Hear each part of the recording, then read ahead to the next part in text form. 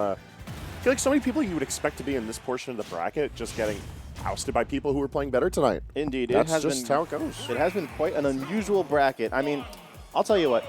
Chris walked in, the first customer I see walk in today, it was Chris, and he walks in and he just looked at me in the onesie, and I said, today's going to be a weird day.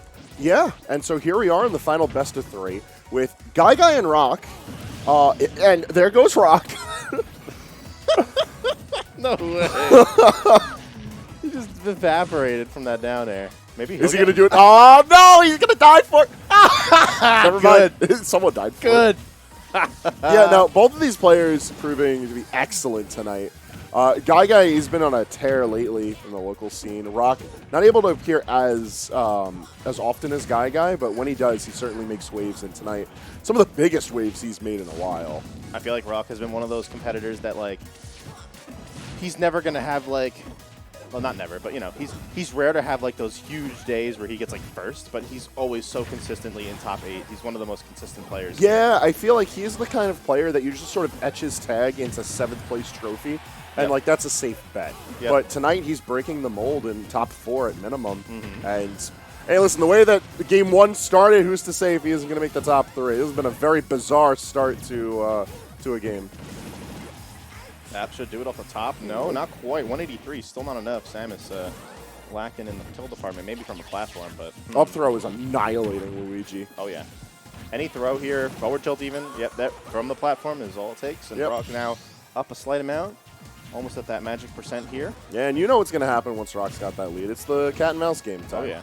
Honestly, this is one of those matchups where Samus really gets to shine. You know, Luigi is not the best approaching kind of character, and Samus is the epitome of, like, defensive wall. So how do you get in as your zero-to-death machine? You know, I'm watching these two characters do their thing right now, and part of me is realizing GuyGuy plays very similarly to how Rawk plays when it comes to having advantage, because the way that he controls space with Zair, very similar between both of these characters. Rawk keeps a very deliberate Zair space where it's an almost unreactable range from charge shot, but also he can just run in with dash attack or an aerial. And I was bringing this up a little bit earlier when he was on stream, but I started thinking, GuyGuy basically does the same thing with Zair and Fireball and then threatening the grab. Yeah. I mean, the grab being, like, the equivalent of the charge shot here, because you know if you get hit by that, that's going to be a problem, so...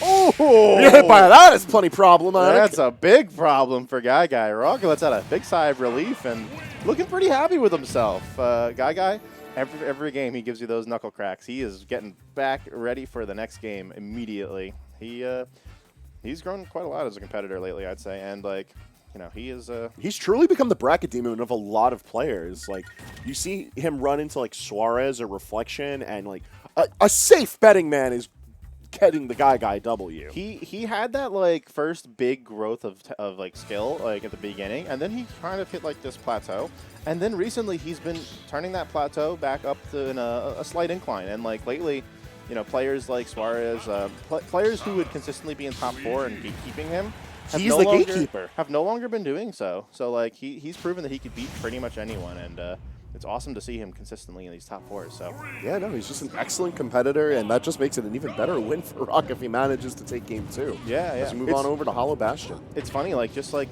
depending on when you asked me, I would have said that, like, Rawk's the preferred player here, but, like, today, GuyGuy's the higher seed. So yeah, quite an interesting development. Ooh, that didn't kill. 84%, not enough for the robot. I mean, given the fact that she's a little bit on the heavier side, and then also, I feel like most people don't realize Hollow Bastion has, like, the same exact blast zones, dimensions, what have you, as FD. So you have to treat it as such. And given that, you know, you need to put a little bit more hurting on before you get the kill off the top on FD, at least compared to somewhere like Stadium. That's going to do it without a problem. Yeah, it's still a very good start for GuyGuy. Yeah, very good cleanup, too. Like, those throw combos at that kind of percent, like, he was able to get the turnaround back air. Very difficult to do, so good thing he was able to get that in time before percents got a little out of hand. Nice falling there. So I feel like this is one of the qualities that I really like about GuyGuy that we often highlight on stream, but this from, like, a different angle. When you look at how he plays, it's very unconventional compared to most of Luigi's. Like, he doesn't just hunt for 0 deaths. If he can get them, he gets them. But more often than not, we see a lot of mix-up from his play. There's the value in the mix-up. When your 0 to death isn't as reliable as everyone loves to tell you that it is, so you have the backup plan, and you convert that big damage you got into big kill. I can't believe that not only did the charge shot not kill at 150, but that up B also did not kill just now at 185. So now, oh, okay. Yeah, there Good we thing go. Rawk cleaned that up and was able to escape that combo, because the last thing he wants is to take a bunch of damage from that grab. Let alone potentially be at the 3-1 stock count. Yep. Like, that is a surefire ticket of game 3. Right now, I'm loving the way that GuyGuy's controlling the zone. He's just keeping center stage really, really well right now.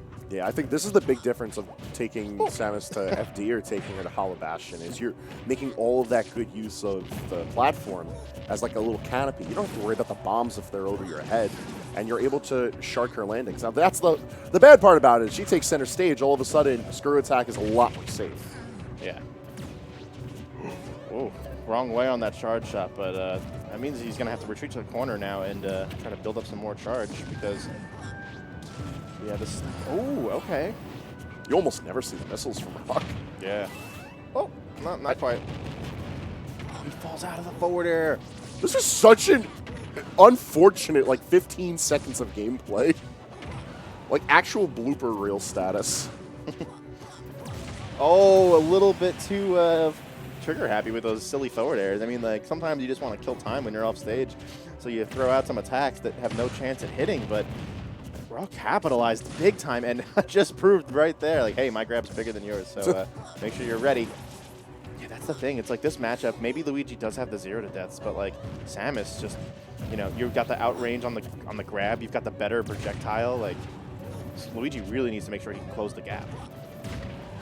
And right now, GuyGuy is struggling to do so as Rawk sits on the center platform. And the kill. Yeah. That last stock just left GuyGuy before our very eyes. He tried too hard to close the gap and get the kill, because like he knew, he's like, if I don't get this kill now, I'm gonna start taking damage, and that worked right into Rawk's game plan, where he just, you know, played the counter approach game, and yeah, wow, that was not good, not good.